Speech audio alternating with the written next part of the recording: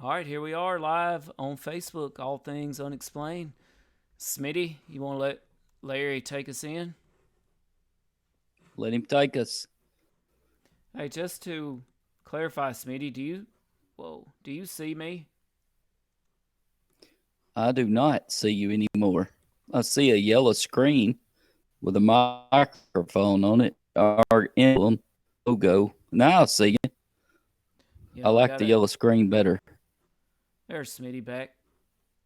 Yeah, I don't know why that's a yellow screen. That's as soon as I go live, for some reason it has a tendency to switch to that yellow screen. Let me see. Come on, don't do that. Well, I'm going to pull Larry up in a second. All right, I'll just ignore that yellow screen.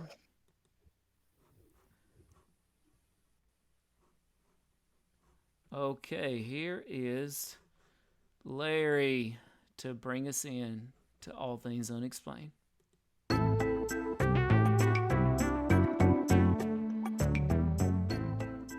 All Things Unexplained by Dr. Mounce. Let's face it, we were always ready to roll without him anyway. CJ Derringer. Ain't nobody perfect, right? And Smitty Neebs. I've never planned out hardly anything my whole life. I just freeball. Featuring Cajun Man. I'm just old nobody, somebody looking for somebody.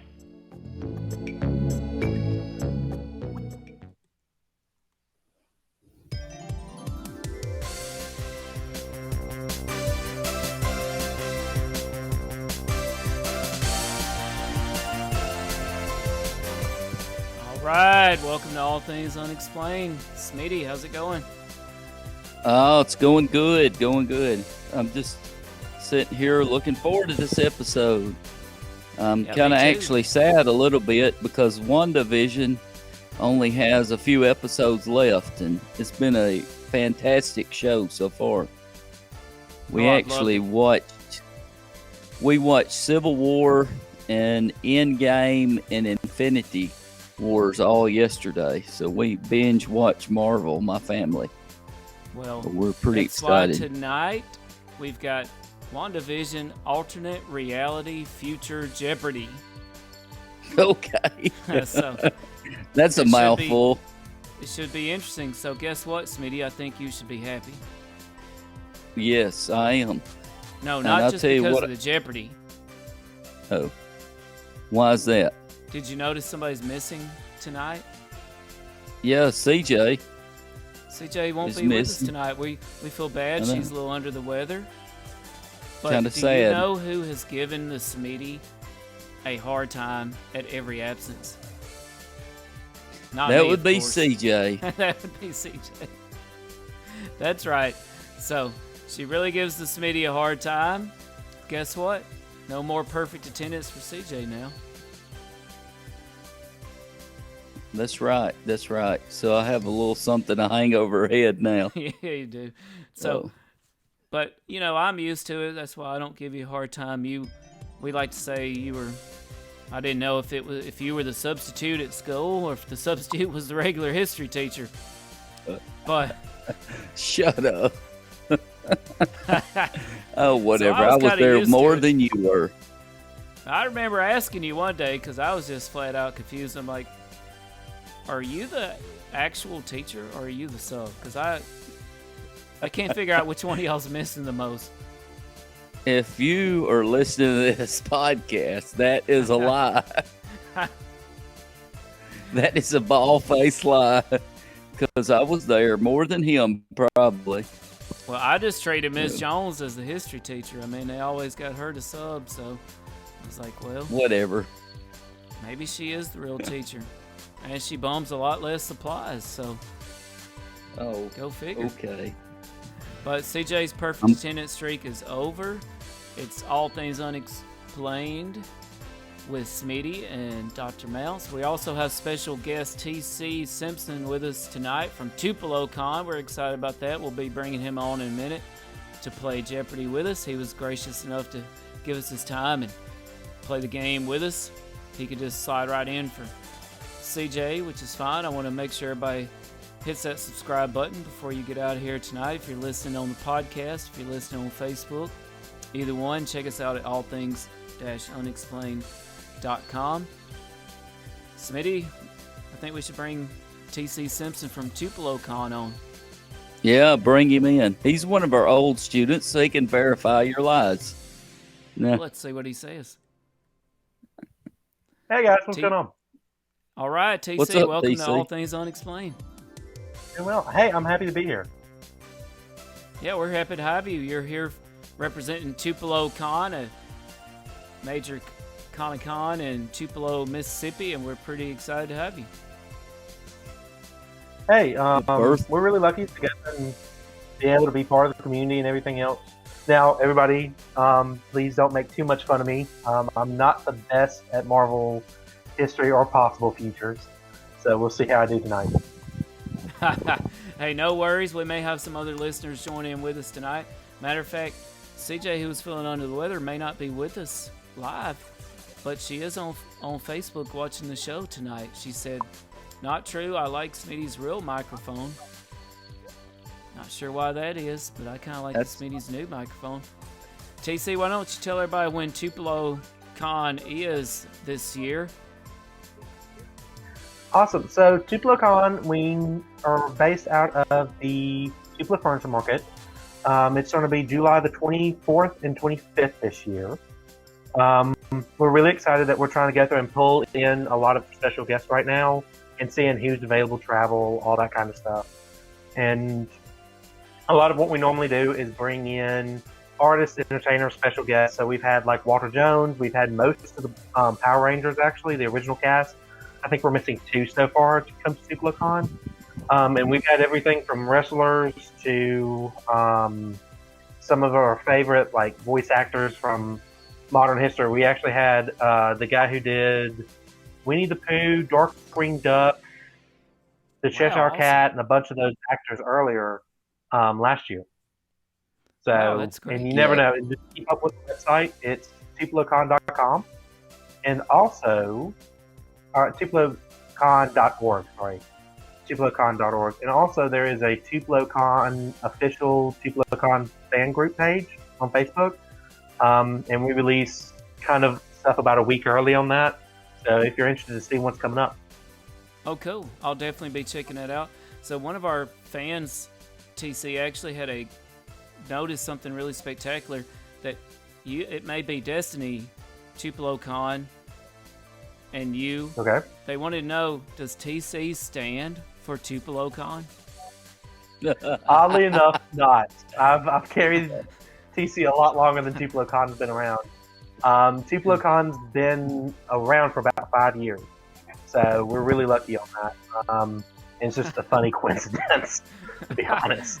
Hey, I tell you what, when TupeloCon really takes off, I would just let it go. You know, TC, maybe it does stand for TupeloCon. Hey, it's unexplained. Nobody will ever know. I just want to tell you guys my legal name. I'm going to have to refer to him as TupeloCon Simpson. I like it. I like it.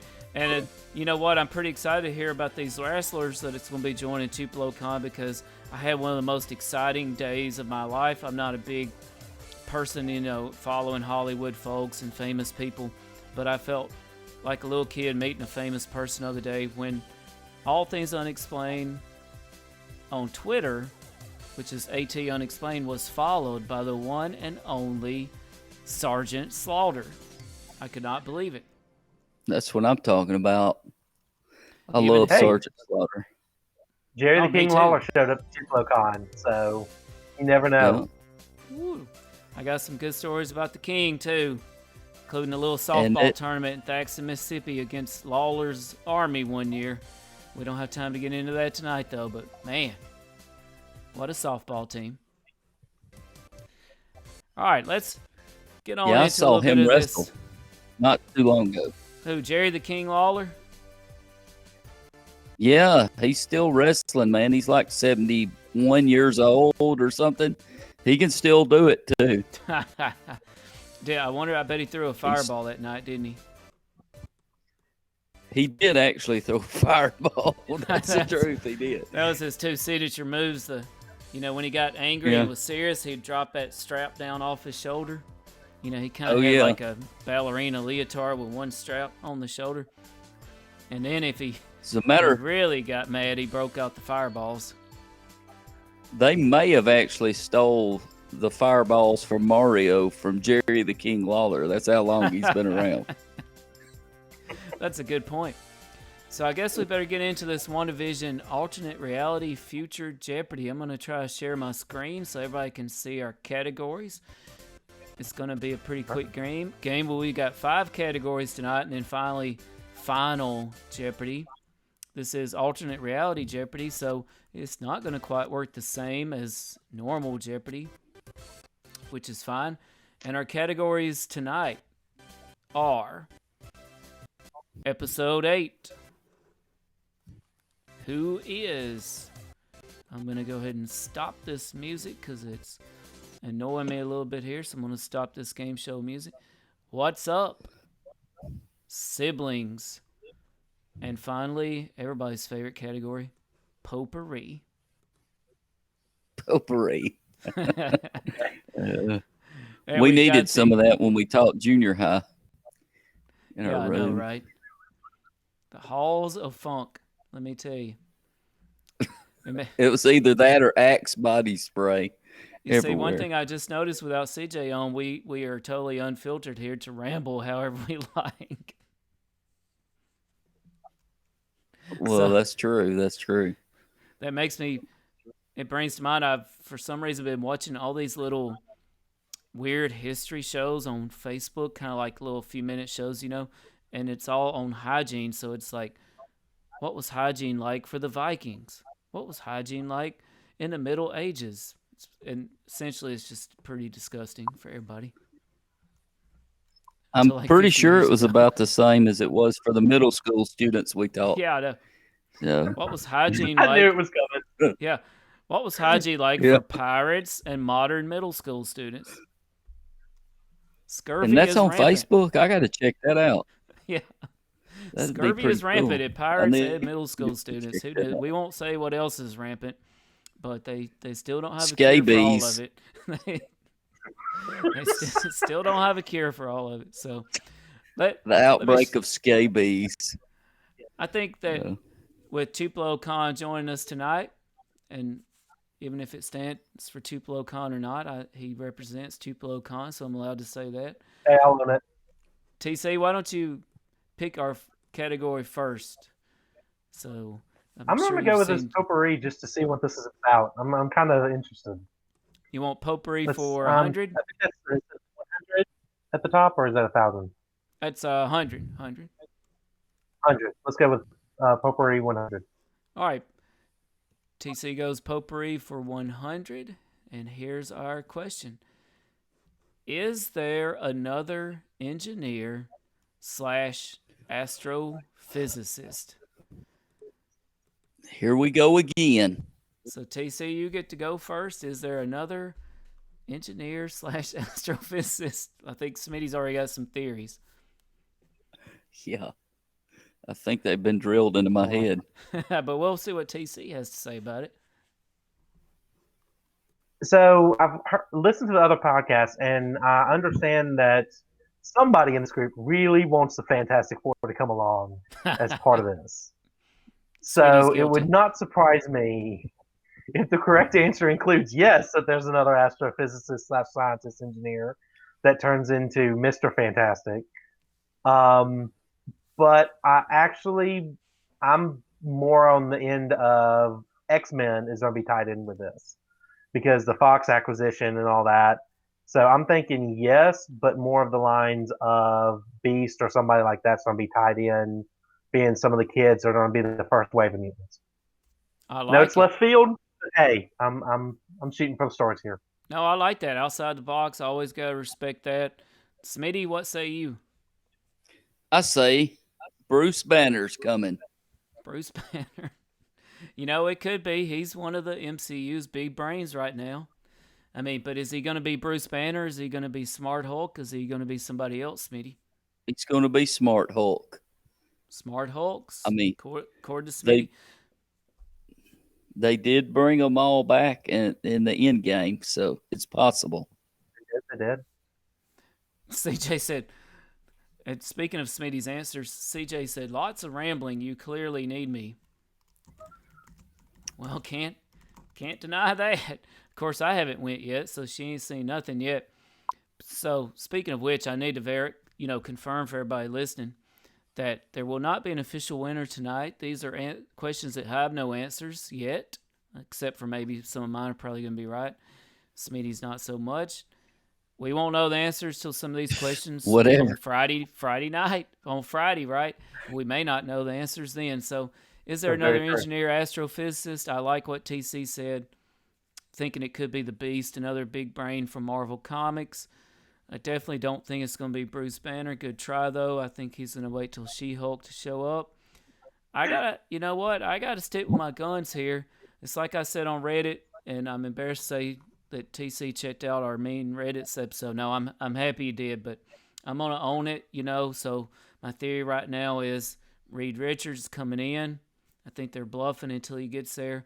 I think they may not know who all the Fantastic Four is, but they probably know who Reed Richards is going to be. So Reed Richards, is it Keanu Reeves? Who's the actor? Is it the dude from The Office?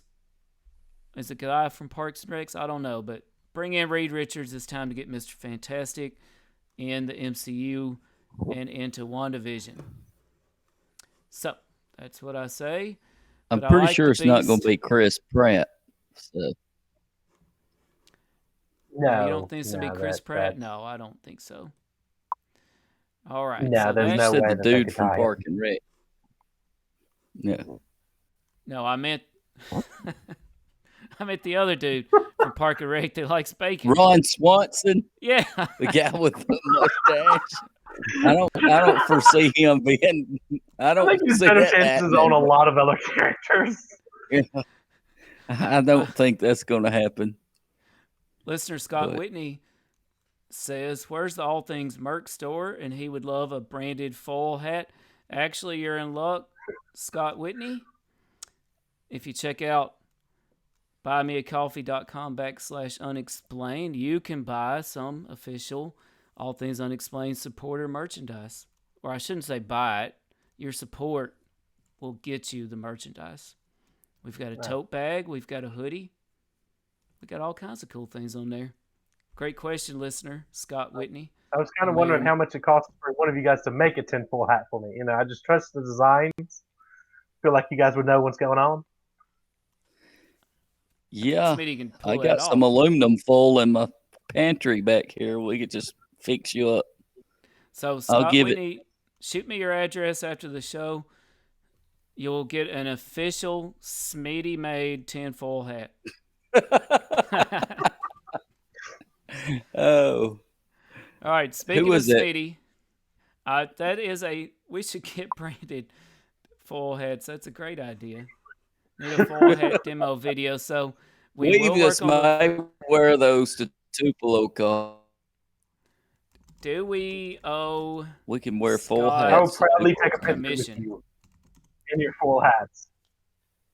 Scott may, since he has some lawyer friends, but then again, we both have lawyer friends in common. Scott may try to get commission or some sort of royalties off our tinfoil branded hats, but I think we'll at least give him a free Smitty made one, so that'll be good. Okay. So I'll get on that tomorrow. Smitty, I think it's your pick. Let me pull the screen back up for you, just in case you got lost. I say episode 8 for 100. Smitty's going with episode 8 for 100. Is Wanda a mutant? Or, if you want to be slightly risque, is Wanda a mutie? I say no, she's not, because I think that the stone gave her most of her power. Good answer. Is that your final answer? That's my final answer. All right, I'm going to tackle this, and I'll let TC go. Oh, Scott Whitney says no royalty. Boom. That's terrific. We're going to get right on those tinfoil hats, though. I love it. I think it's a great idea. They wouldn't weigh much. Easy shipping, although I'm not sure how they react under the post office x-rays, but does anybody believe they really use those anyway? So, I'll let my 7-year-old make a few. not a bad idea. I mean, they're not going to school around here anyway. I'll let my 6-year-old go into production. he needs something to keep him busy. He never goes to school, so Child labor at its best. his schoolwork's. I know. Well, his schoolwork's take like 10 minutes a day. I mean, I'm fixing to take him to the food line tomorrow and get some tinfoil. We're going to work. But is Wanda a mutie? I say Smitty wasn't paying attention to episode 8, apparently. I was. She clearly had powers before she ever come into contact with the stone. She is the MCU's first that we know of mutant. We've completed one question. I think CJ's point is we're on pace for a 7-hour episode. So I'll pass it I'll pass it on to TC, Mr. TupeloCon himself. Is Wanda a mutant? To keep it short, I'm saying yes. Is still there. That the whole explanation with the hex was that if her powers are based in radiation, you would kind of assume that it was a radiation source. So that's what I'm gonna go with. Can't argue with that. And what I like Good about answer. those answers is at some point we'll confirm who's right or wrong. And by the way, the winner of this whole competition gonna get something good, steak maybe, a Cadbury cream egg, a beer or something. And in honor of TupeloCon, Jerry Lawler, and Sergeant Slaughter, the loser will leave town. Well, I'll tell you one thing. I don't drink beer and I don't eat Cadbury eggs, so I'll just take a steak when you get the chance. We'll get you a warm milk, okay, if you win. Okay, that'll be fun. All right, my pick, That'll I think be I'm going to good. mix things up here a little bit. I'm going to go with who is for 200. Who is for 200? And I'll get to answer first. Who is Dottie? So this is one of those questions that we may have forgotten about after episode 8 because Dottie did not make an appearance in episode 8. I think that Dottie is none other than, I'm going to go off the deep end here, than Man-Thing's buddy, blonde pal, protector of the Nexus of all realities. That's right, the Nexus that runs underneath Agatha Harkness's house, covered in swamp vines, according to me. Man-Thing and Agatha brought along some of their buddies, and Dottie is one of them. She doesn't really play many games, and that's why she's got that attitude. So, Dottie, protector of the Nexus of all realities, with the Man-Thing and a wizard who we won't get into. So, that's my guess. TC, what do you think? I'll be honest, I'm kind of out on this one. I really don't have a clue. I'm going to go with the old answer. Dottie hadn't been around for a little while. Bob Dole. I have no clue. Hey, it's possible she could be somebody like Bob Dole. You never know, coming in from out of left field there. Smitty, what do you think about Dottie? You know what? I'm kind of embarrassed. I can't remember who that is off the top of my head right now.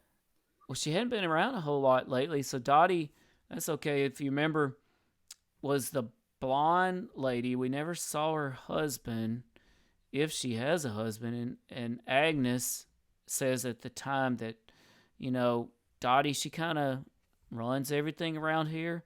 She took Wanda to Dottie's house for like a tea party. Yes.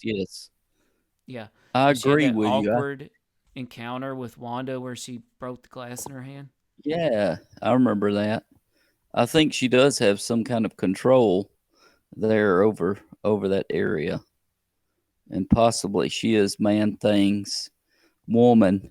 So that's pretty astute observation there. I hate to give you a compliment, but I did.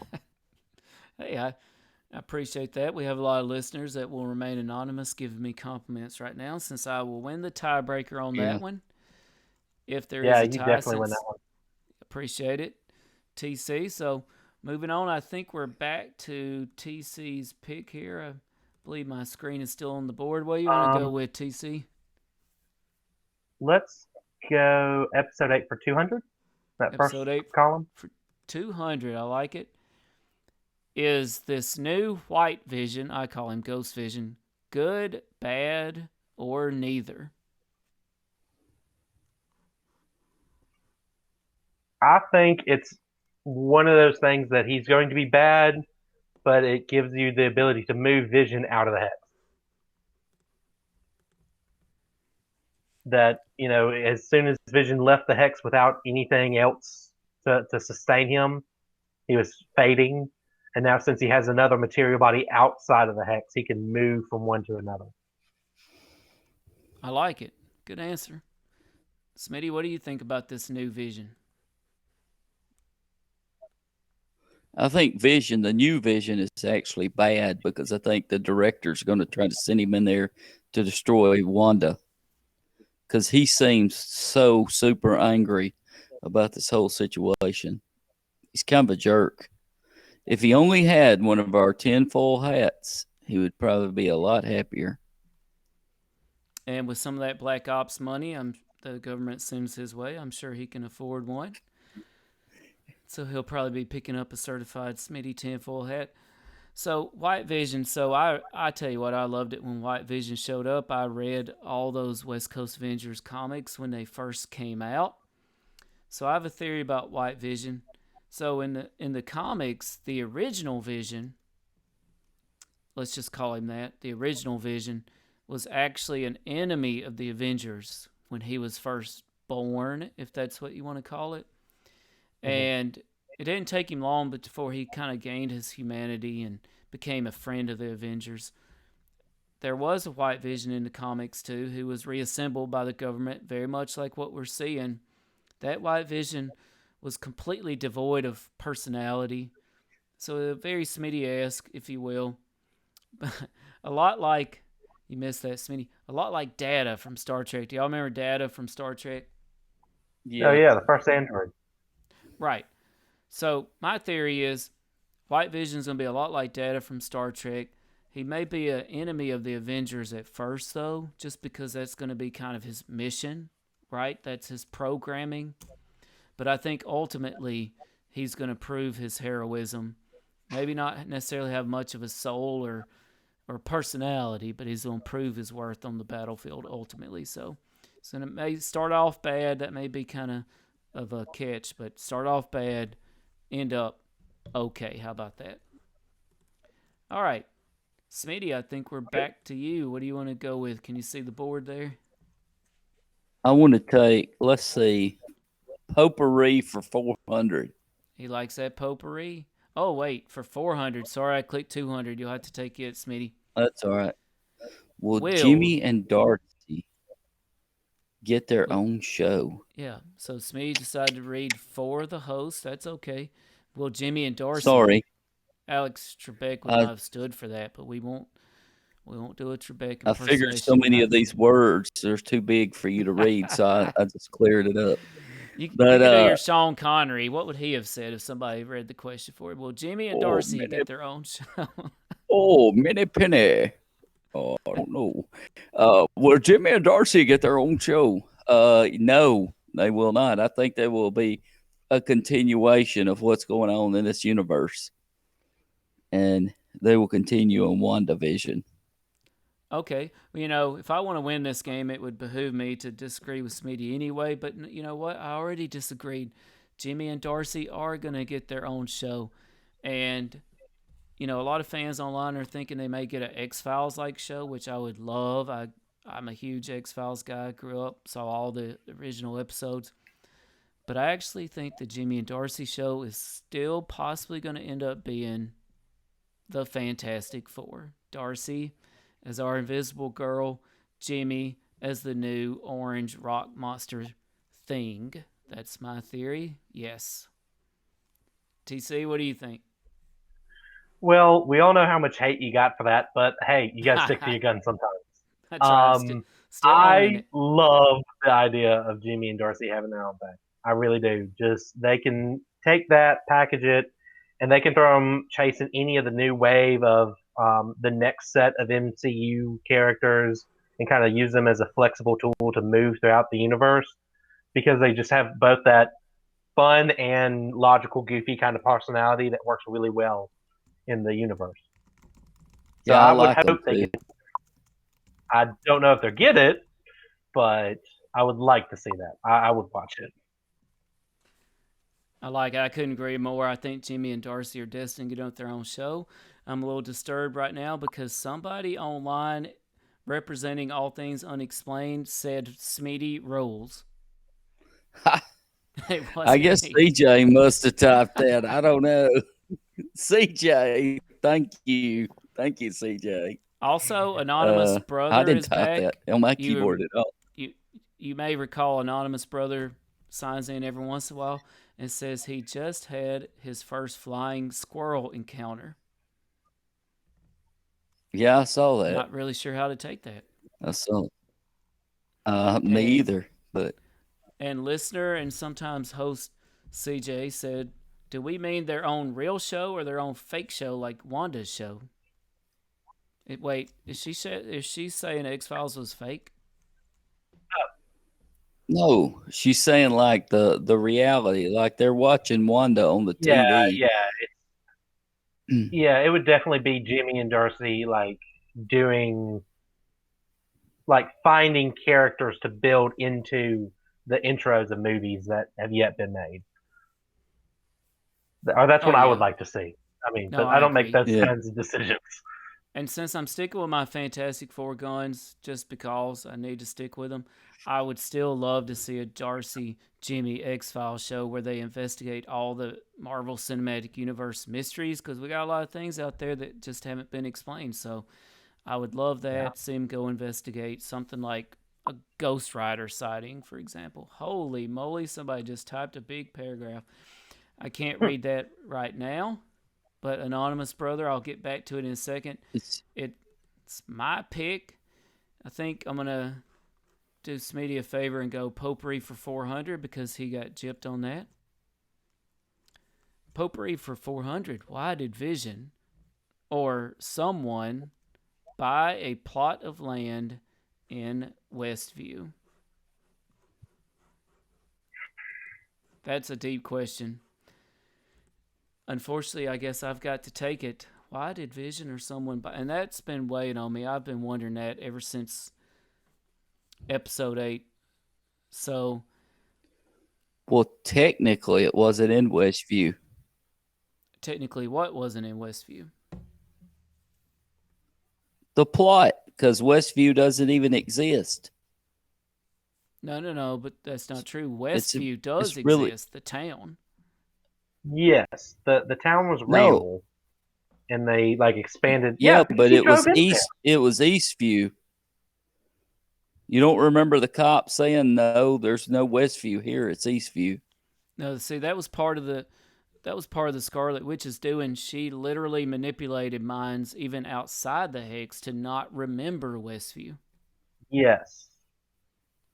So Westview was a real town.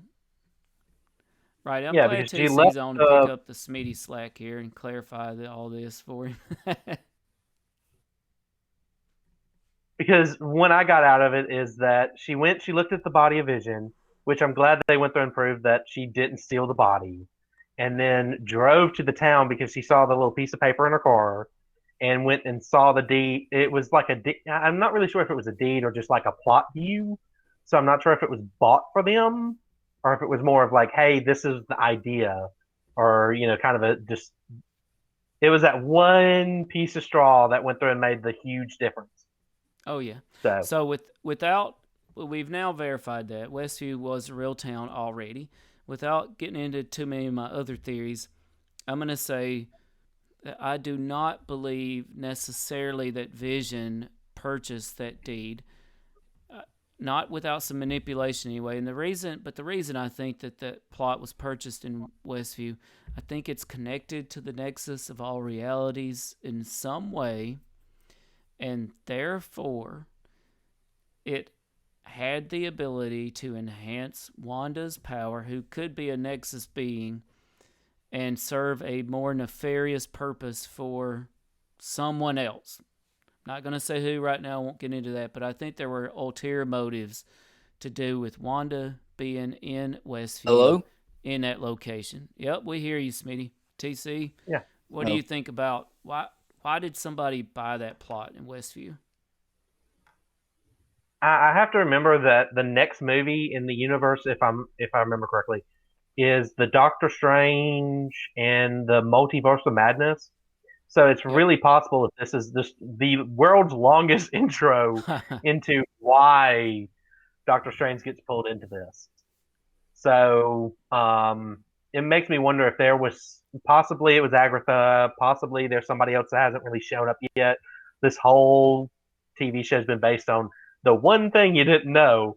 So it wouldn't surprise me if it was somebody outside of our purview that went there and bought this land and got her there and started this whole hex situation.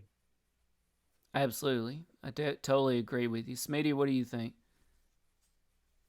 I think Smitty's mind is just blown. I don't know who bought it. Westview already existed.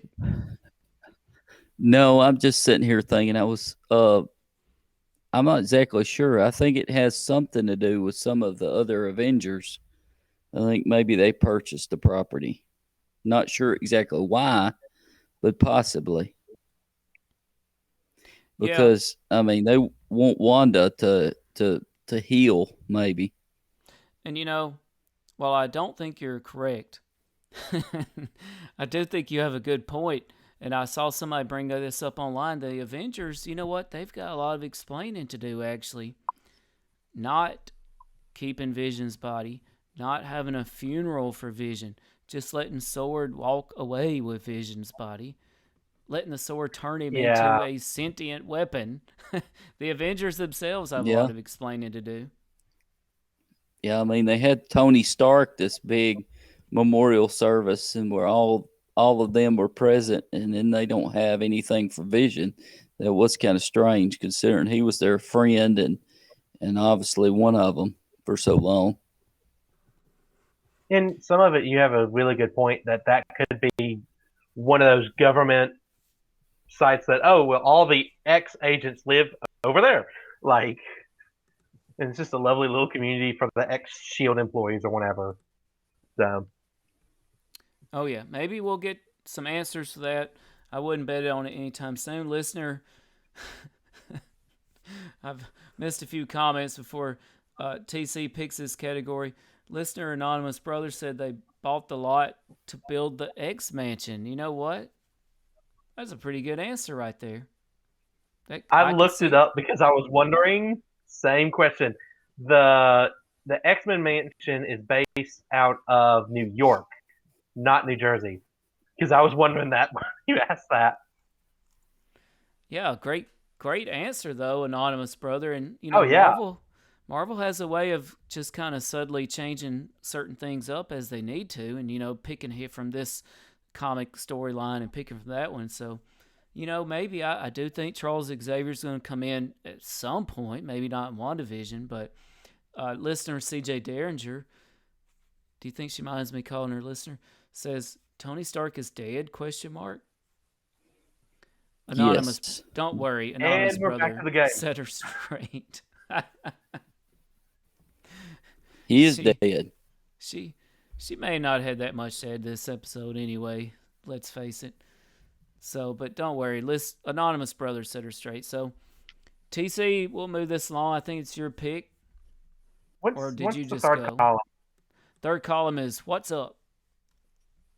Yeah, let's do what's up for 300. What's up for 300? What's up with the book in Agatha's basement? Ooh. What you wasn't expecting. A lot of characters in the MCU and other comic books and stuff like that. A lot of people have their own extra item that goes with them, right? You have Doctor Strange with the Time Stone. You have Tony Stark and the Iron Man suit. I think this is kind of a clear kind of situation where that's like the grandmother's book or something that she's a long line of witches, which we saw the long line of witches, but we didn't get the answer of why the book's important. True. Definitely has significance, though. Smitty, what do you think about the book? What's up with the book, Smitty? I just think she's a witch, and it's it's a book. It's a magical book for her, and it's full of spells. You know, I mean, obviously, she's goes back to old magic, and that's always been tied to witches. You know, books of magic. So you can see that on literally every single solitary movie that you've ever seen about witches, almost. So Fully agree. No, that's true. And did either of you watch Agents of S.H.I.E.L.D.? no, I started it the other night, but I The hadn't show? finished it. So it ran for 5 or 6 seasons, maybe 7. So one of their plot lines at some point involved a book called The Darkhold, which actually is a very famous book in Marvel Comics. And for that reason, I don't think it's The Darkhold. I don't think they'll snag a Agents of S.H.I.E.L.D. theme and bring it that quickly into WandaVision or the Marvel Cinematic Universe. I like what TC was saying a while ago about Doctor Strange. I don't know exactly what the book is, so I'm just going to go with it's not The Darkhold, but I do think it will have association with somewhere between Doctor Strange and the Nexus of All Realities. Somewhere in that magical spectrum, that book plays a role. That's my theory. It could also be tied into the big bad, the real big bad, if there is one, but we won't get into that right now. So, Smitty, I think it's your pick. I'll try to click on the right one this time. All right. Do the third one for 400. As you say, that's What's Up. Yeah, what's up for 400? Yeah. Let's go. What's up for 400 is going with the hardest one. What's up with Ralph? But I might remind you who Ralph is. Oh, my Lord. Yes, you probably are. TC, do you remember who Ralph is? No. No, not really. So Ralph's an interesting character. He kind of stands out in a lot of people's minds, even though Ralph has yet to make an appearance. Ralph is Agatha's or Agnes's supposed husband. Oh, yeah. I forgot she was married. Yeah, she talked. That's yeah, right. okay. Well, she might be married. So, what's up with Ralph? Of course, she lies about a lot of stuff. Oh, no, a lot of people are married to witches. I don't know. So.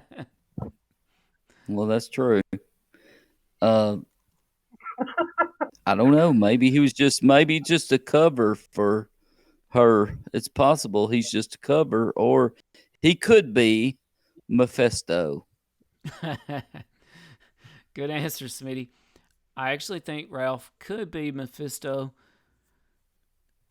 but I'm not so convinced that he's Mephisto. I think that Ralph is more likely to be one of the warlocks associated with these magical folks in some way. I think there's probably some sort of coven of witches involved, but I just have the feeling, besides Doctor Strange and his crew, that where there's witches, there's wizards and warlocks. And I think Ralph probably falls on that spectrum somewhere. One of the wizards or warlocks that has an association with the Nexus of All Realities. That's who I'm going with for Ralph. TC, what do you think? You guys probably remember I am always about a good joke. So I'm going with Ralph as the rabbit that ate the bird in the basements. Because the rabbit has yet to come into any of this, even though it ate something in the middle of the basement, and it's just left alone. So I think it was a cover-up, and that Ralph is actually the rabbit, and it's one of those situations where she turned the husband into a rabbit, and it's a cannibal. It's terrifying. It's possible. Maybe she did that to take the guy's house. Yeah, that's a great storyline. And the Ralphs and the bunny, she also calls the bunny something else. What does she call the bunny? Senor. I could have missed that. Senor. Senor. Whiskers? No. No, Senor Scratchy. Senor. Senor Scratch. Scratchy. Yeah. Whenever she's handing the rabbit for the talent show. So this actually could be a combination of TC's answer and Smitty's answer, because Senior Scratch actually has some comic book roots, and so some people do theorize that this Scratch from the comics, who was a wizard / warlock, did piss off Agnes, Agatha, and boom, you're a bunny. You're coming with me, son. You're gonna be a bunny forever. But that goes all the way back to that song that we talked about. Oh, Agatha all along. Same principle. Yep. Listener Willie. No, the not Agatha Handsome Jack. Oh, Handsome Jack. Oh, Marie Laveau. You're right. It goes all the way back to Marie Laveau. You know, you make the witch angry. This is going to be some trouble for you. Listener Anonymous Brother agrees with Smitty. He thinks Ralph is Mephisto. CJ agrees with TC. She loves his answers. Willie thinks he's Mephisto. No rabbit or hare. But I was about to say you could both be right, because the word Scratch, or the name Mr. Scratch, is also associated with Satan and the devil. And so, therefore, there's your tie to Mephisto. So, in which case, I don't think Agatha turned Mephisto into a rabbit, but we shall see. So, I think it's my pick. Is that correct? Yep. So, I think I'm going to go with Who Is for 100. Get a little softball out of the way here. Who is Jimmy's witness?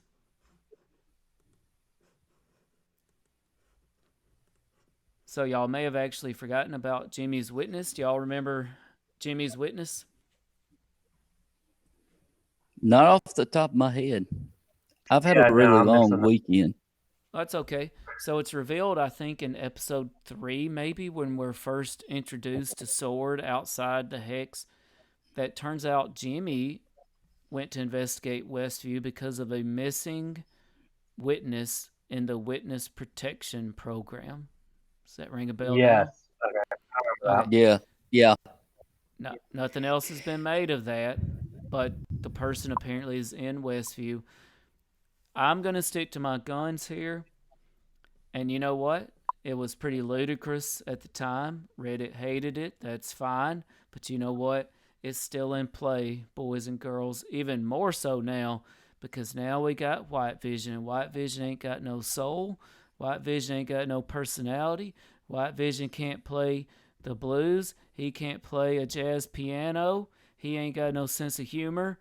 He's going to need the witness's soul, better known in Hollywood as Wonder Man, Simon Williams, to make him have some kind of life and personality, and that's who the witness is. Wonder Man, undercover superhero, witness protection, witness to some bad stuff go down.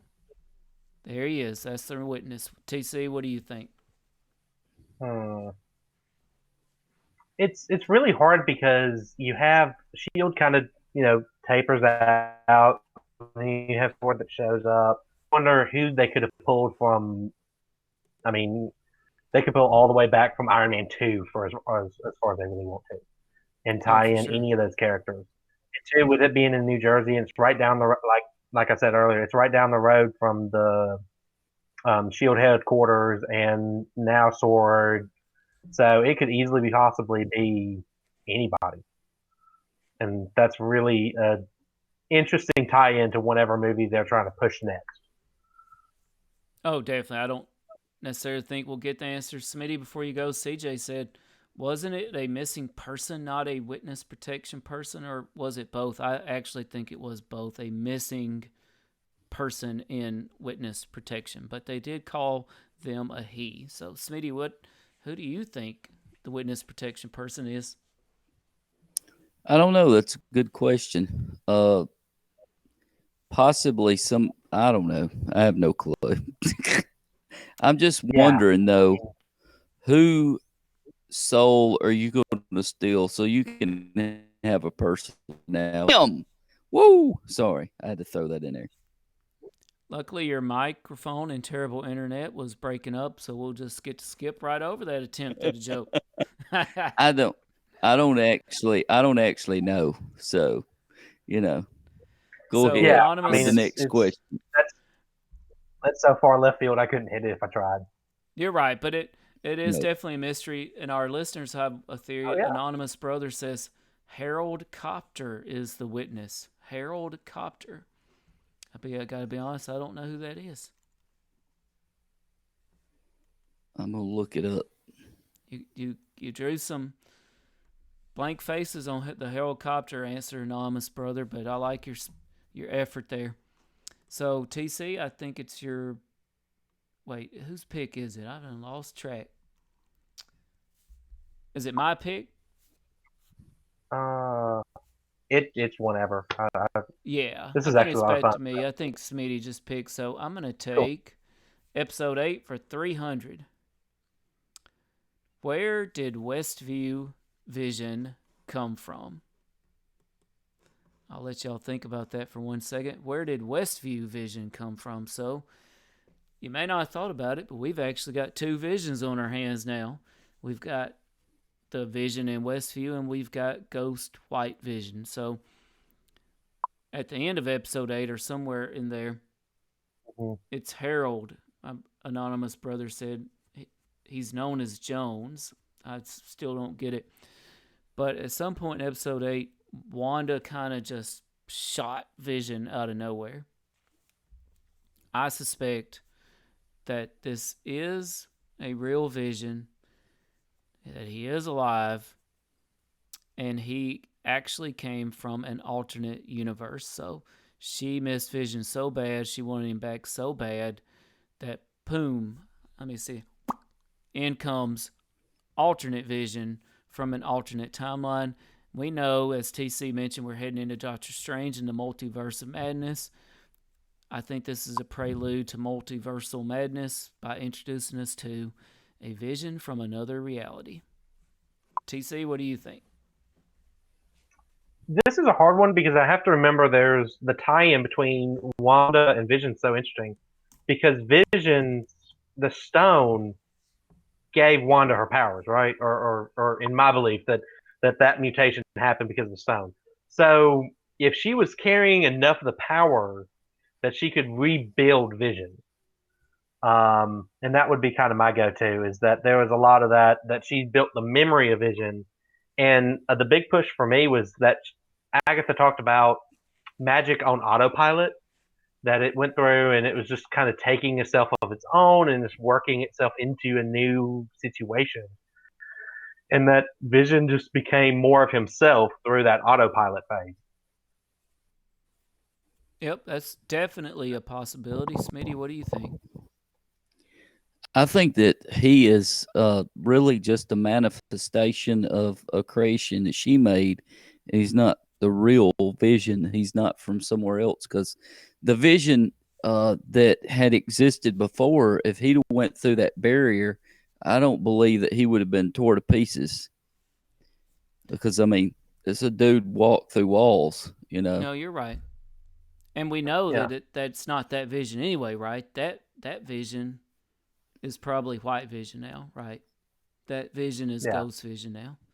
Right. They rebuilt him into the. But I think Ghost it's Vision. just something that Wanda created to make Wanda feel better. Yep. And you know what? I think we actually, between the 3 of us, had the top 3 answers here, and I think it's one of these 3 answers. But let me propose something to you, too. We asked a while ago, why did this take place in Westview? Is it possible that Westview's connection to the Nexus of all realities was needed for Wanda to be able to rip open the multiverse and pluck these folks out from them in order to make her dreams come true?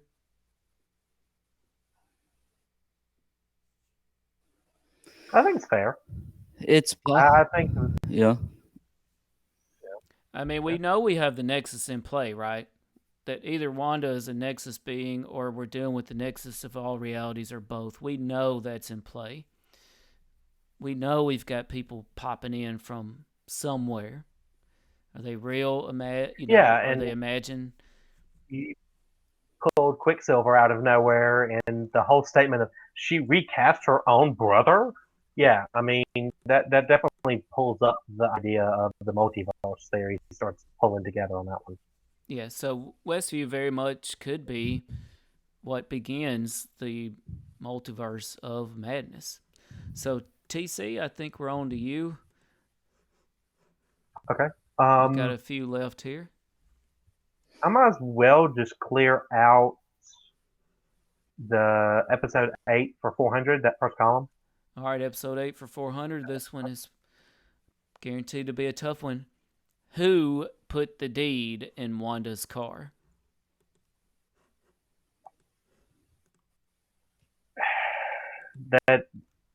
That's a tough one. Like I said, I'm thinking outside of purview. I'm thinking it's somebody left field that we haven't been introduced yet officially in the MCU, right? That they're definitely in the roster, but they haven't been introduced to us yet. And that kind of ties into it could be bad or good. That somebody thought it was, hey, out of good faith, they're trying to help her heal, or faith and trying to get her there to start this Nexus issue. I guess and kind of tie in the universe of madness, working into all that situation. Good answer. Listener CJ said we better pick up our pace a little bit here. So, Smitty, who do you think? Smitty is looking up in the rafters like, CJ, are you up there? Who do you think put the deed in Wanda's car? I think Agatha did. I think she wanted her to go to that location. And I think that she had a plan for that exact thing to happen. Because I think she understood kind of where she's coming from and what might happen as a result of that. After all, she is a witch. So both of them are witches. Easily possible. Yep. It definitely could have been Agatha, but I feel like Agatha insinuated she was drawn to Westview after she detected what was emanating from that location. Well, that's possible too, now that I think about it, because that one shot of where it shows her, it's like she lands almost. You know what I'm talking about? She's got like the witch's outfit, and all of a sudden it dissipates, and she's in the 1950s outfit that she wears, and she's in black and white, no color. Yep. So I have to admit, my spider sense went to tingling when I saw the envelope in there and saw what it was. So in my mind immediately, and I hate to say this, hate to keep going back to the well, but it's the exact type of thing that Mephisto would do in the comics. Mephisto was notorious for striking deals or writing contracts with people in order to give them things that they otherwise would not be able to get. And the people, it might be for their soul. It might be for something to be revealed 10 years from now. But Mephisto in the comics, in classic Satan form, was all about wicked contracts. And what is a deed if not a contract? And that's just where my mind went. Now, listener Anonymous Brother says, Agatha did not put the deed there. She's a witch, so no need to place a deed there. That's a good point there, Anonymous Brother. Agatha, and I like Agatha. But let me ask TC and Smitty something real quick before we move on from this. So, if let's just assume there is a Satan in the Marvel Cinematic Universe and that people can strike a deal with the devil, can an android strike a deal with the devil? I would say it would all depend on whether or not the devil wanted to use that for some other purpose. He's probably working 3 or 4 moves ahead of most anything he does. So if he could use the android to do something else to someone else later, then yes, I would. Okay. Well, I like it because it would be, I mean, this is way outside the box. This never happened in Marvel Comics that I know of. But what I'm thinking, what if Vision, for example, wanted to give Wanda what she wanted so bad, but he knew he could make it happen. He knew no shady lawyer would ever sell a piece of property to a robot, for example. He knew that himself and Wanda could not literally have children. Well, what if some shady character showed up, said, "Hey, yo, Vision, my man, I can make all this happen for you. Just all you got to do is promise me this, and it's yours. Every bit of it. Kids, land, family, all of it. It's yours." I think there's a lot that ties into it's more magical. So you can have those magical contracts with any being, biological or electrical, mechanical, android, alien, whatever. And that it's, the form doesn't matter. It's more about the deal, the contract, and the binding of magic. That's the truth behind the power. You're right. I got to admit, though, I just had an epiphany, though. I got goosebumps right now. So I could totally see this happening. Vision wanting to give Wanda children, a land, a house, the American dream, a beautiful, perfect town to live in. And along comes this magical character. Is it the devil? Is it Agatha? Whoever says, sure, I can guarantee you that Wanda and Vision can lead this life together if you just do this for me. Vision does it, and then guess what happens? Vision gets killed by Thanos, resurrected as an evil white Vision, and an alternate reality Vision is now living the dream with Wanda. But the being, they could say, hey, I didn't say it would be you, Vision. It's now an alternate reality Vision. I held up my end of the bargain. I could totally see that being the outcome.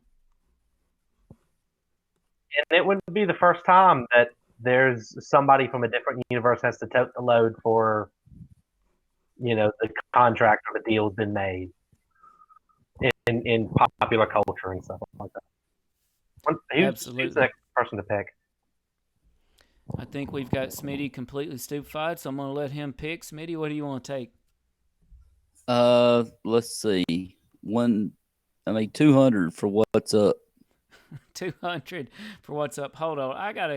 I know we're running behind and CJ's not here, so we're going to get to ramble for hours on end tonight if we have to. But Anonymous Brother says we're really slow in reading the comments. He says, and he should just dial in, by the way. I'm not sure why he won't, but he says an android has no soul. The devil has no use for an android. If he wants souls, not robot parts. CJ said, I'm just teasing CJ, by the way. We're not going to go on for hours and hours. That's a good point. He probably doesn't need robot parts, but he could use something that only that Vision or android could give him, like maybe an alternate reality Mind Stone. Or dangerous favor or a soul, That's right. Or maybe at favors this or favors. event. That's right. Maybe at this event in the past or the future, you will make this decision, right? Or you lose everything. It could be that sort of bargain. I think it wouldn't necessarily have to be for a soul. So CJ said this is going to be a 5-hour episode. We do have to move on. Smitty, what'd you pick again? Who is for 300? 200 for what's up. 200 for what's up. What's up with Westview, Smitty? What's up with Westview? Yeah. Well, I think basic people there are just under Wanda's control, and she's made them forget about pretty much everything that's going on. And, between her and Agatha, Westview's being pulled apart to a certain extent. Not necessarily physically, but, through these two witches, things are going one direction and one direction the other way, seems like. Yep. Well, I think Westview is actually going to turn out to be key to the future of the Marvel Cinematic Universe as we know it. I think between the Nexus of All Realities, I think between getting Wanda there, and somebody made sure they were getting Wanda there, right? So that's a big deal. Getting Wanda in Westview, something to do with the Nexus of all realities. This place is important for what's about to go down in the Marvel Cinematic Universe. TC, what do you think? What's up with Westview? I got 3 short answers. 1, massive amounts of radiation already makes good characters. 2, that it's magic on autopilot, and I really like that statement from the show. And 3, I would probably have to go with that this really shows what what Sword's about. Saving the people is more about we are starting to solve the problem. So, yep, I can't disagree with any of those. Anonymous brother listener says Wanda's not in control all the time. If she loses control at times, I think that goes without saying. I'm going to close out What's Up for 100 What's Up with Director Hayward. So we've talked a little bit about Director Hayward. I think I've brought this up before. I think Director Hayward has his own agenda, and I think Director Hayward is the MCU's version of that human that just has a grudge against superpowered beings, and I think he's about to make his own. He already has in White Vision. He's wanting an army to take out all the superpowered beings. It's going to tie in perfectly to the introduction of the Fantastic Four, the X-Men, into the next Thor movie, which introduces someone named Gore, the God Butcher. So it kind of ties in with all that. TC, what's up with Director Hayward? I think Hayward's a classic example of whenever Fox still owned X-Men, is that whole government side of things that we don't understand it, we're not okay with it, we need to stop it. If you watch some of the more recent X-Men movies, there's already the government official. So there's probably a government official that's not for supers or extra people with abilities or people that's better. I'm glad you said that because this definitely straight out of the X-Men playbook. Smitty, what do you think what's up with Director Hayward? Yeah, he reminds me, like TC said, a lot about people from the Civil War, Avengers Civil War, where they're trying to limit people. I don't know that necessarily it's a fear thing, but I think somewhat of it's a jealousy. He doesn't feel like he has as much power as them, and I think he's pretty power hungry, personally. Yeah. I tell you what, let's just hope Sparky wasn't Director Hayward's dog, or Agatha's going to be getting White Vision sent after her, I bet. So, anyway, I think we're on to, let's see, TC, I think it's your pick. Can you see the board there? We got a few categories left. Yeah, what's column number 4?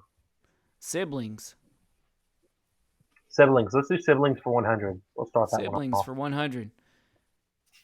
This category, by the way, has only to do with the siblings in the show. Is Wanda creating mutants? Oh. Or is Wanda creating muties? I would have to say that Wanda's kids are mutants. It could be. But I would like to say that the Hex is definitely creating. It would have to, because you saw I can't remember her name. Monica. Monica went through and all of a sudden form powers. Round 3, classic situation. Hey, she went in, she came out, she jumped through there one more time. Boom, powers.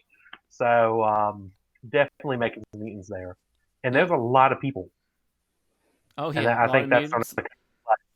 There's a lot of people, and that opens up a lot of doorways into, feeling their way through the Marvel Cinematic Universe from this point forward.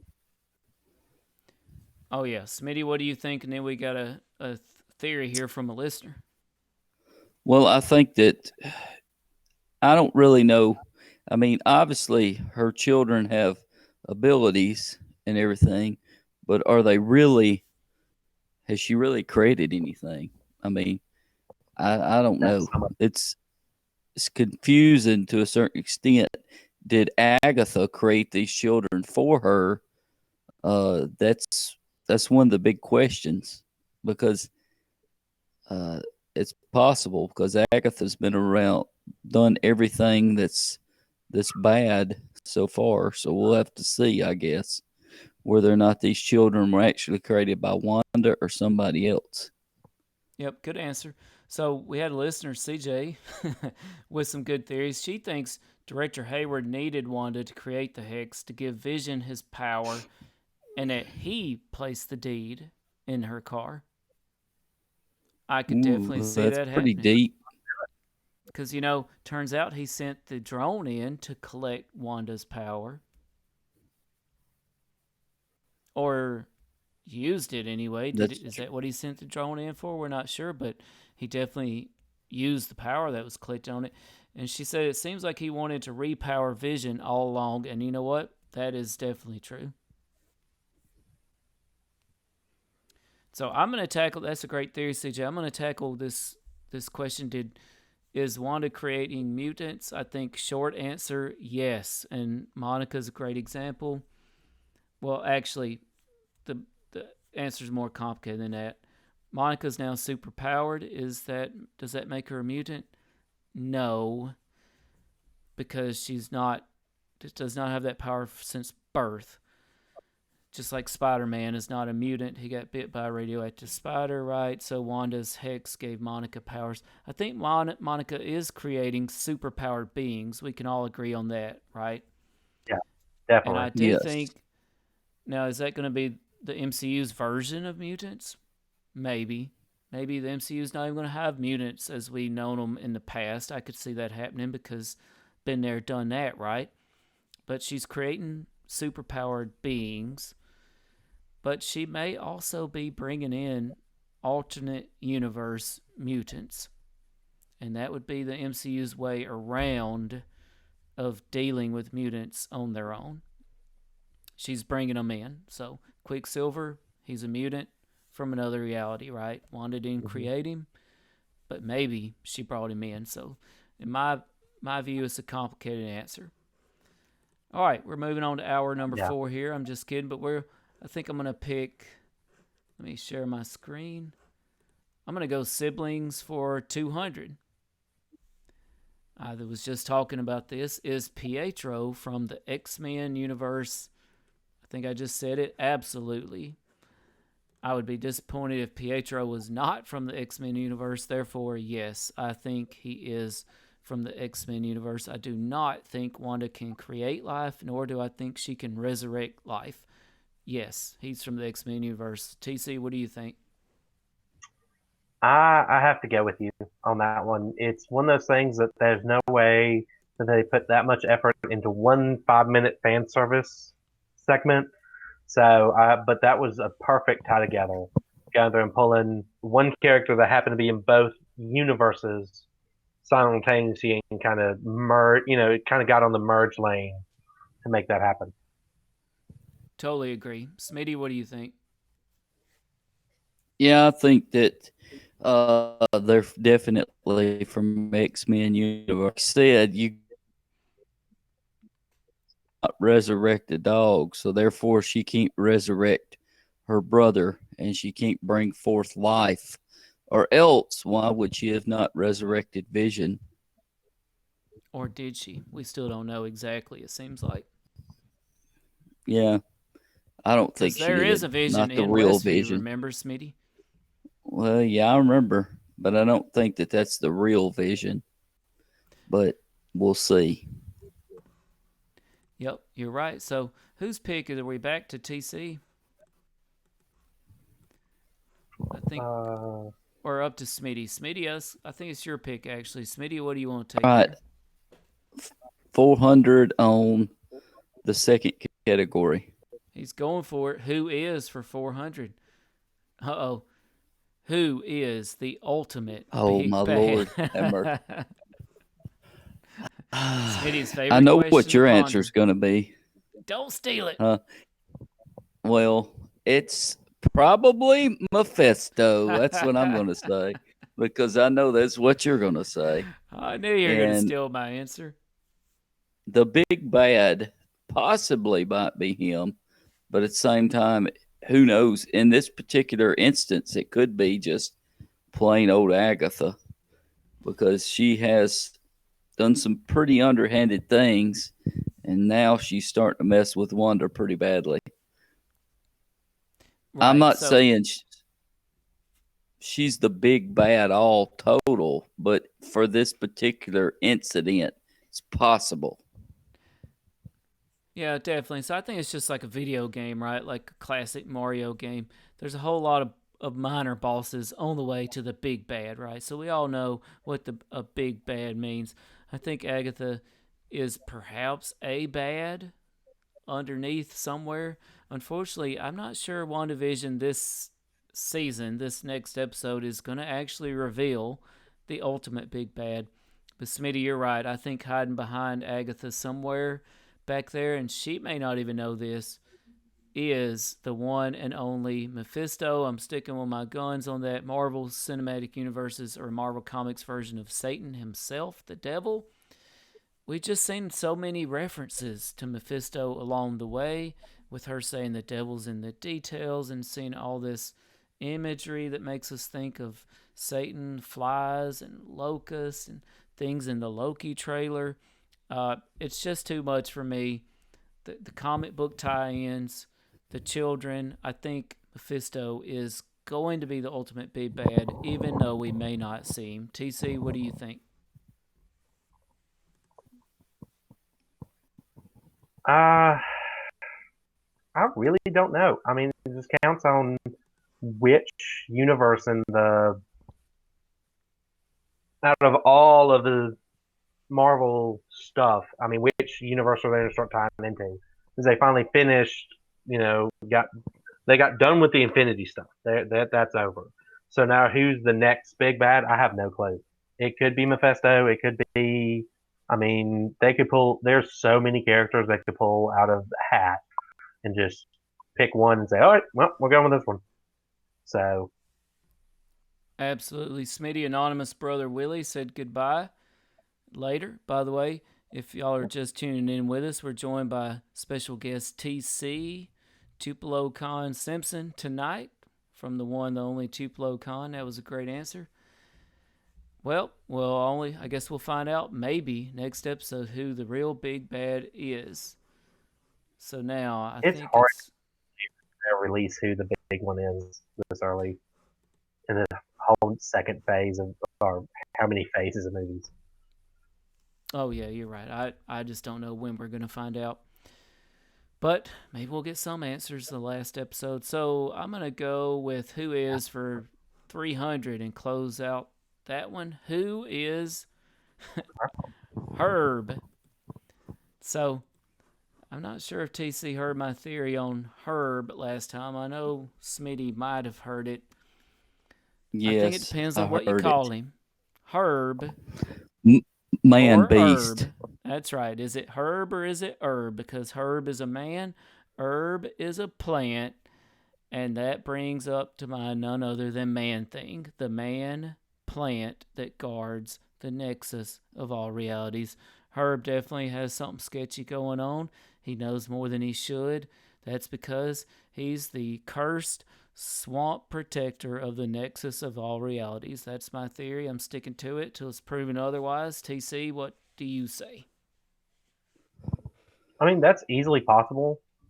And, just, he's kind of, he's important because he happens to be there. And it's really interesting that there's that whole segment of him and Agatha just kind of hanging out, talking on the sidelines. So it makes it's a little bit of metagaming there, right? Like, he knows what's up, she knows what's up. So if there's anybody that's definitely in her wheel on, but he's also semi-controlled, right? Because he does the weird thing of just slowly cutting into the brick. The edge clipper is just monotonous. Right. So it's probably a rough one on that one. Yeah, and I get the feeling if Herb could just get back to his hometown, we'd see a whole different side of Herb. or Herb, but Smitty, what do you think about Herb? Well, one of the things that might dissolve your theory is he's out there trimming the hedges. I don't know if he was actually who you said he was. He'd actually be cutting into another plant, but who knows? It's possible. Maybe why he's going for the brick. Yeah, Maybe he was did he really go trimming the hedges, right or down was through he... the brick. I think you just gave credence to my theory, Smitty. Okay, how's that? I don't think he was trimming the plants. I think he was trimming the fence for some reason. I'm gonna have to go back and watch that. I know he did go into the brick because he was in some sort of trance, it seemed like, and so Yeah. I don't really know if he was doing the brick only or the plants and the brick. So we shall see, I guess. That's a good question. So you're agreeing, though, that Herb is Man-Thing? It's possible. I'm not necessarily saying I agree, but it's possible. Smitty has no alternate theory, so he at a minimum acquiesces to my theory. So I think, TC, we're on to you. Let's see. We've got 3 categories left. 2 in siblings, 1 in potpourri. Isn't that the fourth column, 400? Siblings for 400, all right. Siblings for 400. TC, how did Pietro get to Westview?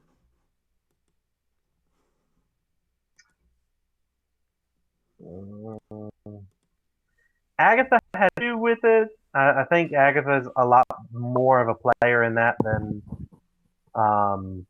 than Scarlet Witch is herself. Like, Wanda didn't expect or really didn't force that one, because you did have that whole thing in episode 8, how Agatha's watching and you saw the purple coming off of Pietro, the brother, coming into the scene. And it makes you really wonder how much power Agatha really has in this hex, and do they work off each other? Like, if there's enough, I don't know, radiation power, whatever, in this area to go through and make Agatha that much stronger. So, Absolutely. Smitty, what do you think? How did Pietro get to Westview? I agree with TC. I think she created him to be a spy. You know, she knew that he could come right in the house. He could come right in the home. He's there 24 hours a day. He's sleeping on the couch.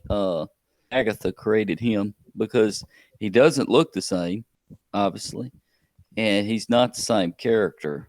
But she did see bullet holes in him at one point in time, so that's kind of interesting. yeah, there was. I think Agatha's behind it. The creepy see-through moment. So you think Agatha created Pietro?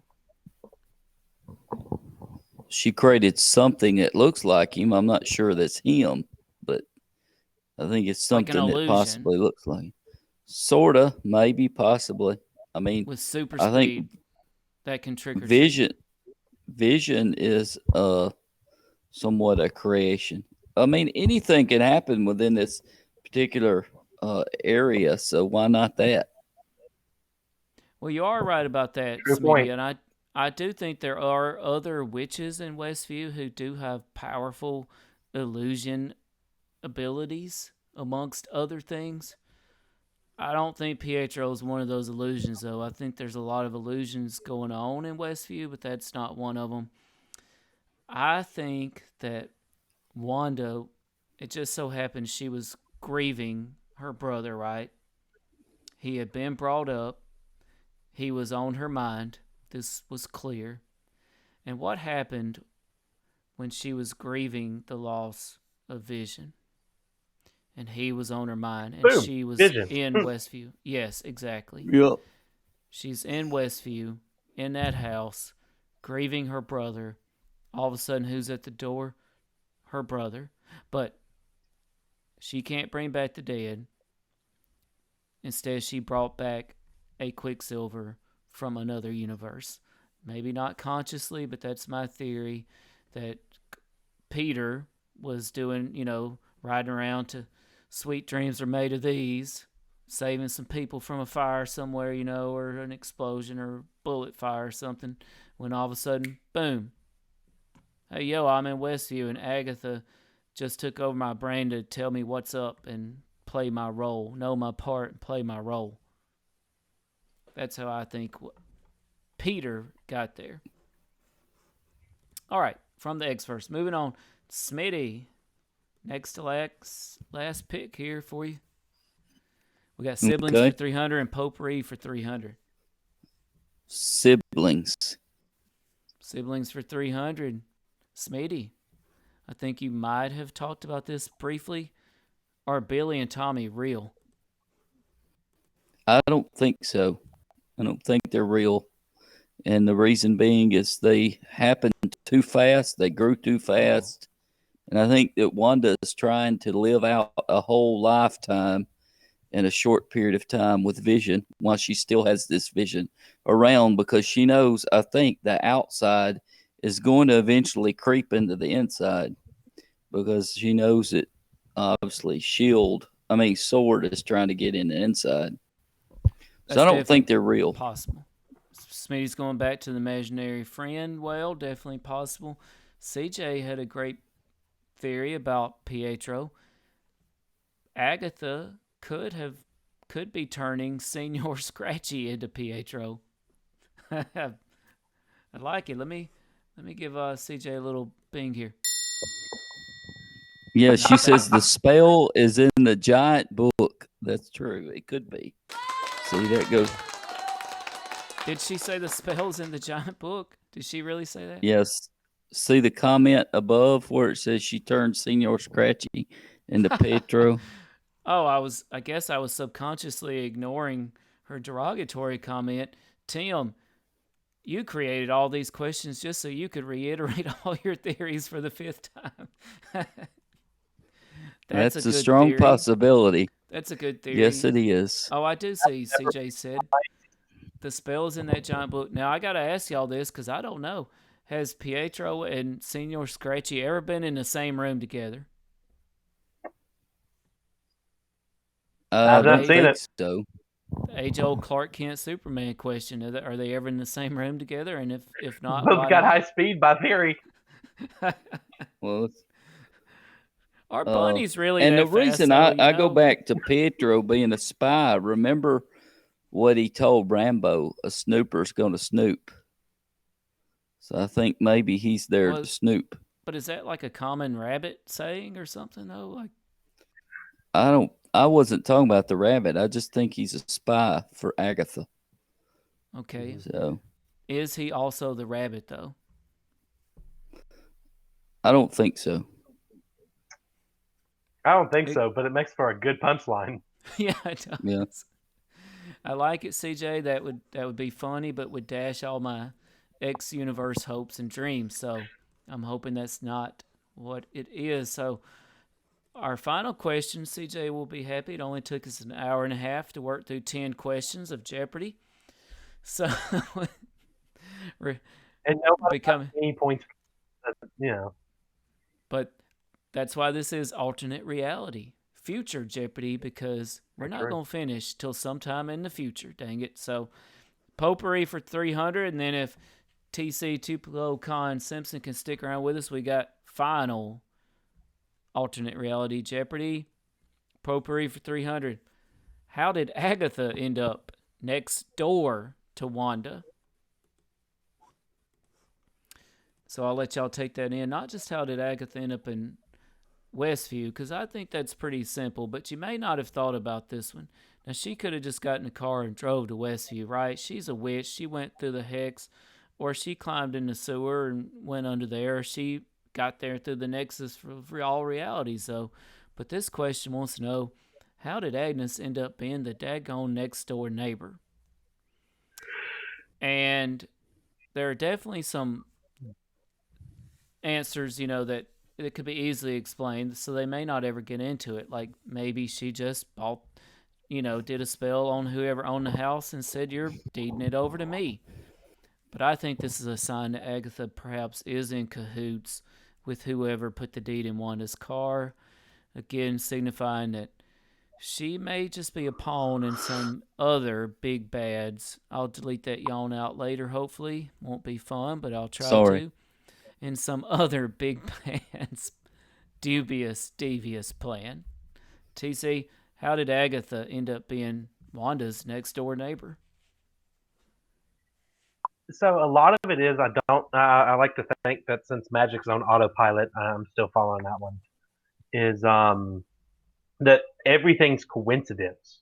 And that's how all these Dick Van Dyke and all the TV shows that she watched as a kid, right? There always happens to be the lovely neighbor next door, and that Agatha just kind of knew that she could walk into that role and it would work.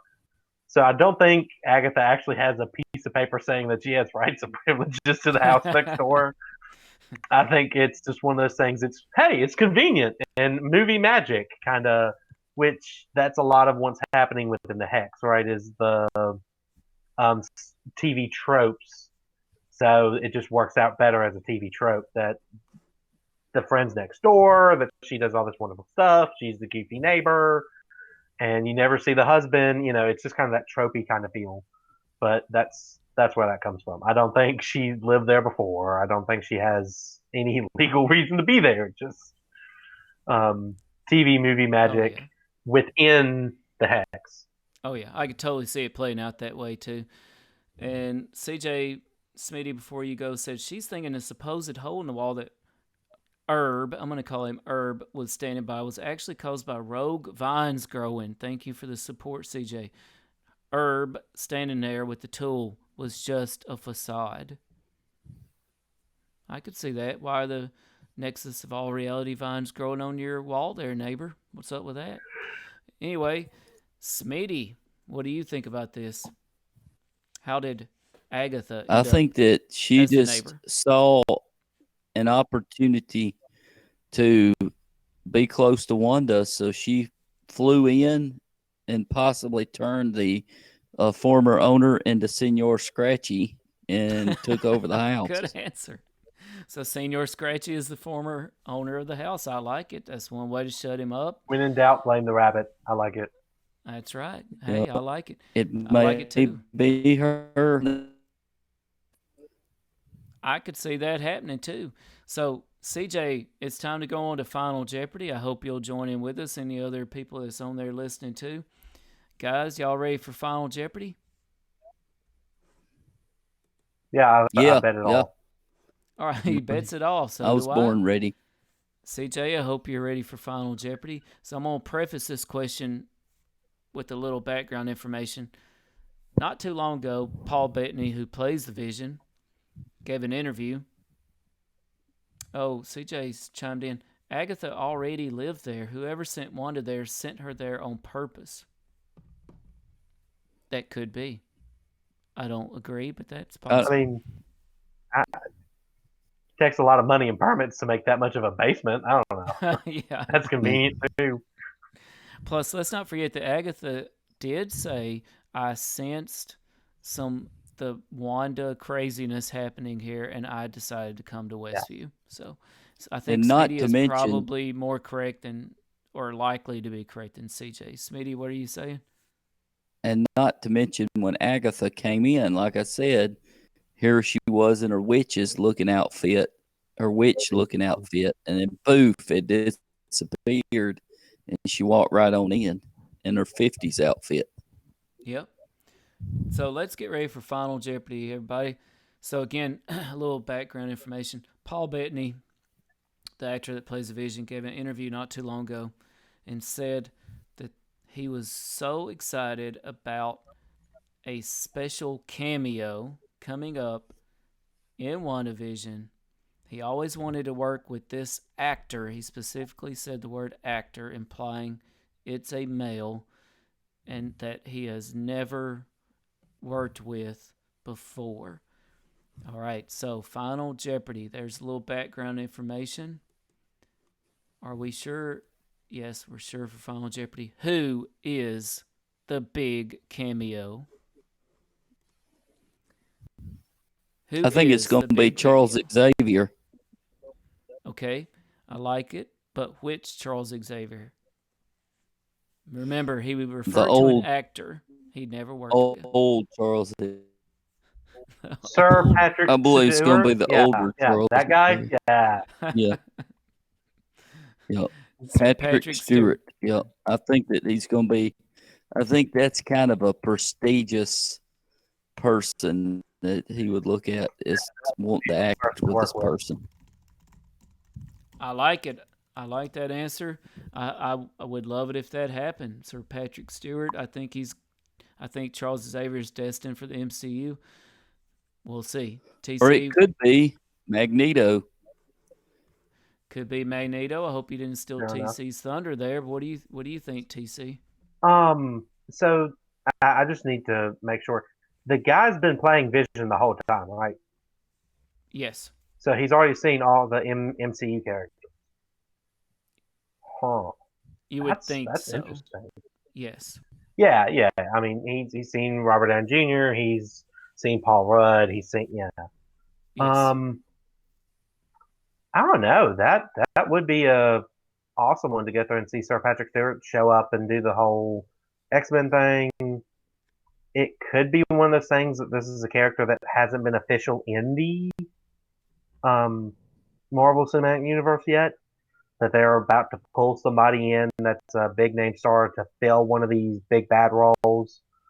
And I mean that would be.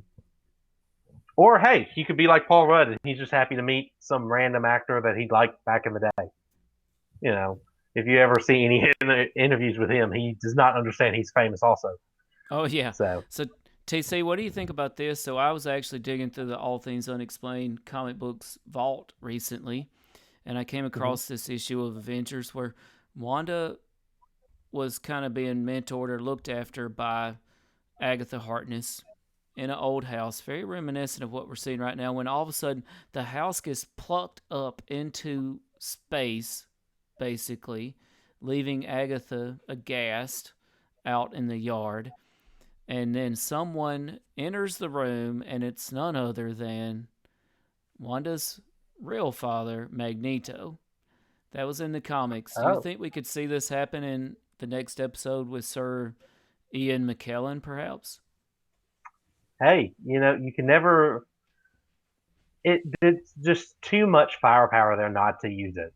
I mean, the MCU, they've got to go through, and they just got Fox. And that the X-Men movies, it's been hit, miss, and they definitely want to get there and build up some hype for that portion of this enterprise that Disney's made at this point. So yeah, it's easily possible. I mean, oh yeah, I would love that too. Ian McKellen, Patrick Stewart, either one. I don't think you could go wrong. I think it would be more likely to be Ian McKellen. Any of the greats, yeah. Yeah. Well, and since in the comics, I mean, for most people, if you say who's the Scarlet Witch's dad, they don't say some Joe Schmo Sokovian. They say Magneto. I mean, it's just ingrained into human consciousness right now, like it or not. CJ, who has not told us her big cameo yet, so I think it's quite possibly Magneto. By the way, I never did say if I thought the twins were real or imaginary. I think they are real. Not imaginary, possibly pieces of Mephisto himself, if you call that real. TC, did you have any other thoughts on the big cameo, or are you kind of hoping for a big name there out of the X universe? And the only other thing I could think of is they pull somebody from old school Marvel. That you would pull the guy who originally Vision in one of the old TV shows, or even Scarlet Witch, or even, so because you've had a lot of those old school cameos started showing back up, that you have folks just come on stage that you haven't seen in 30 years, that they worked for Marvel back in the 70s, 80s. And there's still a lot of them out there that they're more than happy to be part of this. So, oh, yeah. That absolutely could happen. And that would be my two go-tos. Is either it's going to be a big universal, like a universe building moment, or a fan service to the nth degree, showing that, hey, this one weird movie back in the 70s still is in this universe. Oh yeah, I could see that too. So CJ just had a crazy idea, crazy theory, so crazy it just may be true. She thinks the big cameo is going to be none other than Mary Kate and Ashley Olsen, the It's Scarlet Witch's possible, but sisters in real life. I don't really know how much he would want to really act with them because they're not really, big actors. They're mostly child stars who kind of got messed up later a little bit. They're not even really that nice, aren't they? Aren't they just kind of like brooding, rich people who don't go out in public anymore? Yeah, basically. They're like hermits or something, I guess. So good, crazy, outside the box thinking, CJ. I like it. Don't think that's going to happen. So CJ is going to hate my answer. She's going to at least think it's typical Tim because I got a multi-part answer. I would love to see Magneto. I would love to see Charles Xavier, Patrick Stewart, Ian McKellen. Here's another thing I think it could be, but I don't think it's going to be. I think it definitely could be, but it's going to upset some people.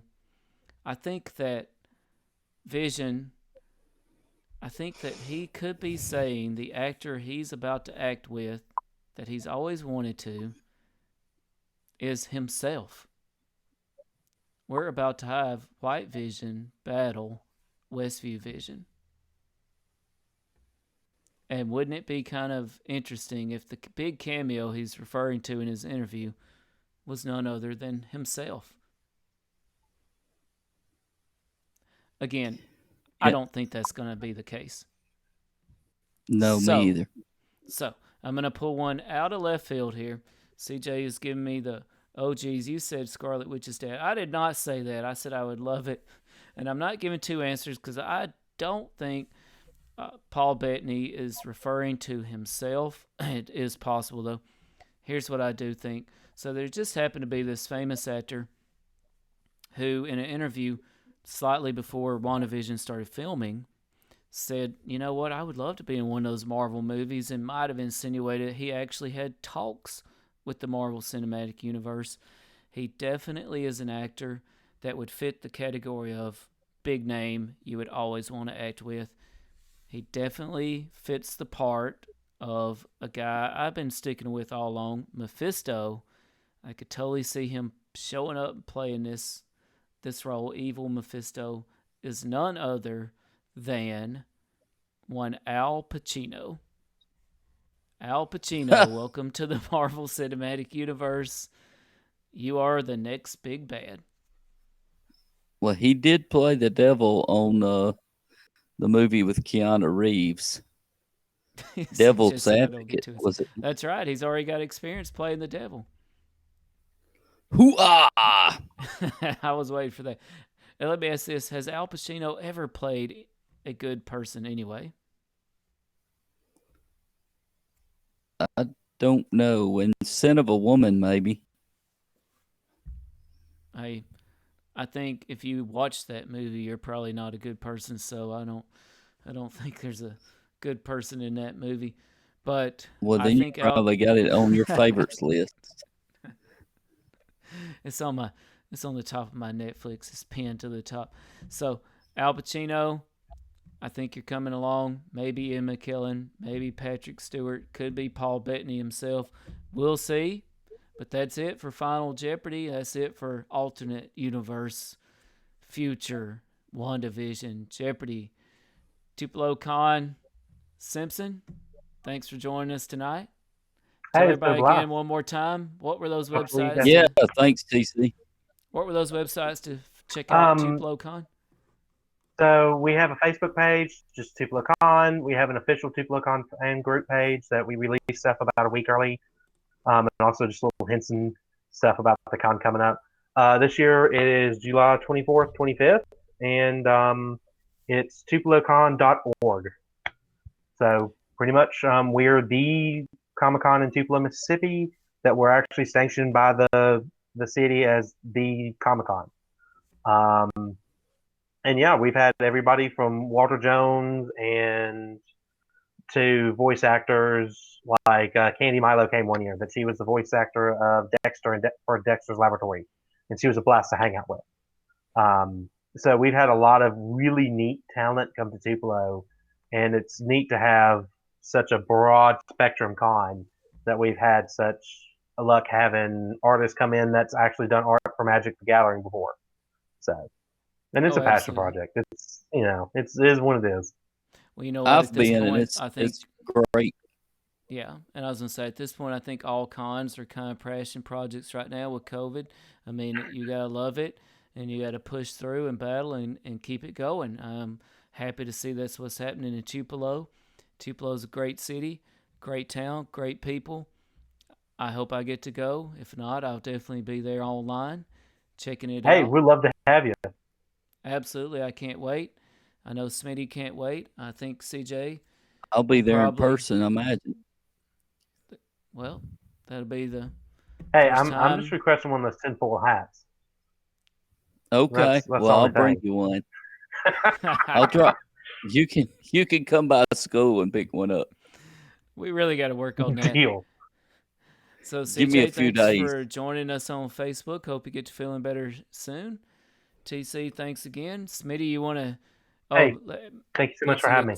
TC, everybody, make sure to hit those subscribe buttons. Check out allthings-unexplained.com. Smitty, you want to take us up to Larry? Yes. Check us out. Listen, tune in, and remember to always think about all things unexplained. We're on Twitter, Facebook, and just about every podcast app available. Thank you. Every breath you take, every step you make. This has been We'll All be watching Things you. Unexplained.